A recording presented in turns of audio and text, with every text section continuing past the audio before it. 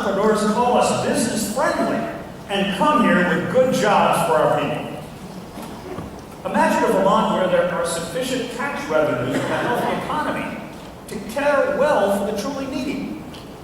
Imagine a Vermont where a child born in poverty can grow up healthy with a great education and a future full of promise. Imagine a Vermont where prudent regulation, free choice, and abundant competition have made the high quality and low cost of Vermont health care the envy of the nation.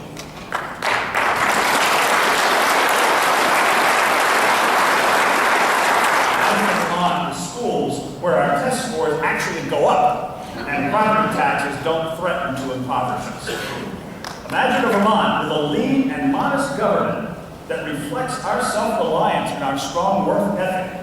A government that gets out of the way and lets a well-regulated free market bring us all the good things that the free market has always delivered.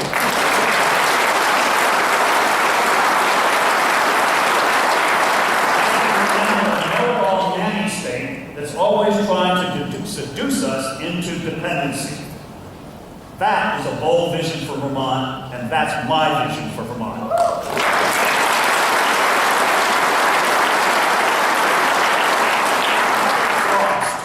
Wrote, freedom lies in being bold.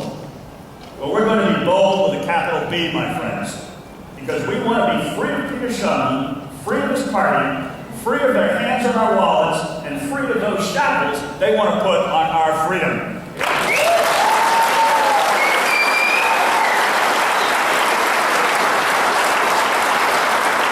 My number one priority as your next governor will be return control of life in Vermont to its people so that they can live their dreams confident that their Yankee spirit does not need to make a last stand here, not at least while Republicans have the helm.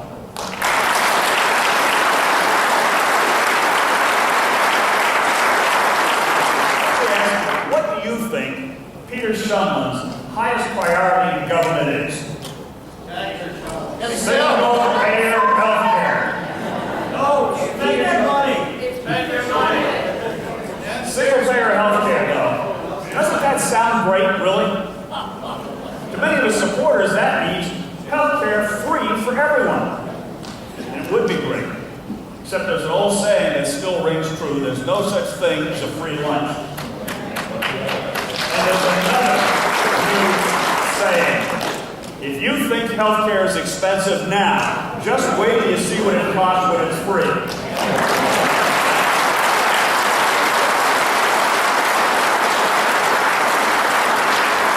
I call Governor Shumlin's single-payer, government monopoly health care plan simply Titanic care. Think about that. Titanic care. It's huge, it's new, it's untested, it's got an overconfident captain who ignores the predictable dangers just below the surface, and it's going to sink.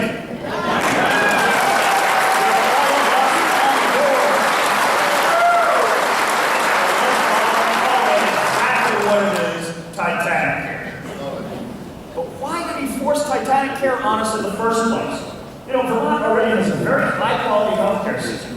Great hospitals, great doctors, dentists, and other healthcare professionals. There's no question that we need to reform our healthcare system, to corral runaway costs, and to guarantee that every Vermonter can get the care he or she needs at a price they can afford. But only a Democrat would think that solving those problems requires a government takeover of the whole system, 1/6 of the state's economy. And in fact, solving those problems involves just the opposite. It involves government getting out of the way.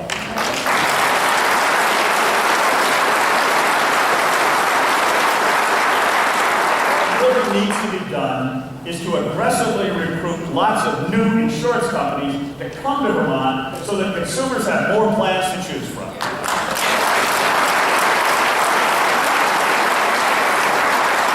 have a kind of insurance competition that encourages innovation. Let's allow generous health savings account rules and high deductible plans that allow consumers to save money. Let's permit lower premiums and premium rebates for healthy lifestyles. Let's reform the labyrinth of mandates that drive up costs. Let's institute tort reform that protects patients while also protecting doctors who avoid ordering needless tests. And let's make sure that coverage can follow people regardless of where they work. With the money saved by these and many other concrete actions, we can ensure that health insurance is available to everyone and that no bankruptcy occurs for any Vermonter due to catastrophic illness.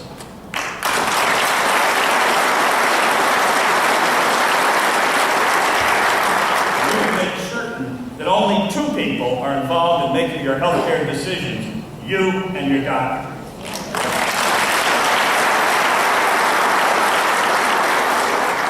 Critical that every Republican leader understand these concepts completely, because otherwise Titanic Care is going to sail, and Peter Shumlin is going to impose a heavy-handed government health care monopoly on all of us. We're going to have to wait a long time to get care. The care we're going to get is poor, and it's going to cost the state of Vermont billions of dollars more than the present administration has suggested. Just ask Wendy Wilton. Titanic Care is going to sink and take all of us down with it. One more main topic, and I'm through. Here it is. If I'm elected governor and the legislature stays as unbalanced as it is in favor of Democrats, my options are going to be severely limited. So one of the most important things we can do here today is to put our heads together. And before we go home, make sure that we have prospective House and Senate candidates for every seat. No Democrat should get a free ride in 2012.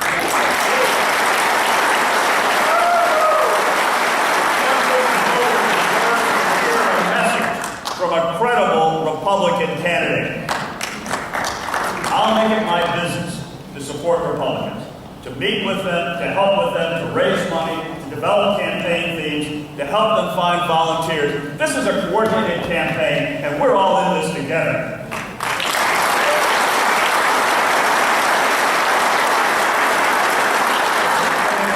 Reading a book by Indiana Governor Mitch Daniels. His book is called Keeping the Republic. When he was first elected, he faced a political climate very much like the one that we're facing. But he co-campaigned, a bit here for himself, a bit there for another Republican. He got a working majority in both houses. I just visited this week with Governor Paul LePage of Maine, who did the same thing. And that's what I'm going to do here. We're going to get a legislature that will at least sustain my veto and make the office of the governor, of a Republican governor, more powerful than it's been.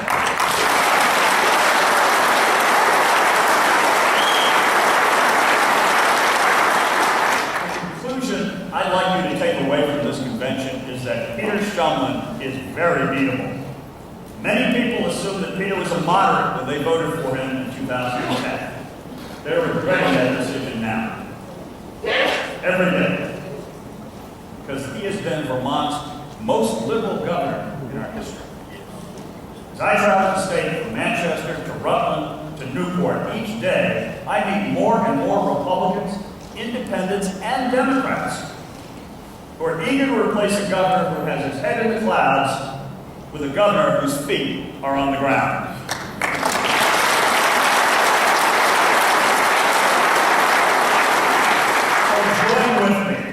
So join with me to create a free enterprise environment that grows new jobs and keeps the next generation of workers from needing to leave Vermont.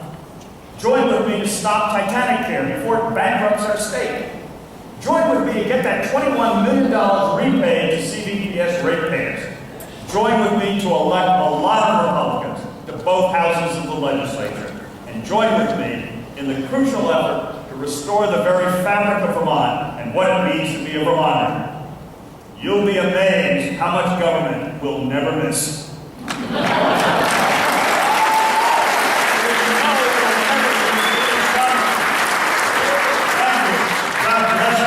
God bless America, and God bless the great state of Vermont.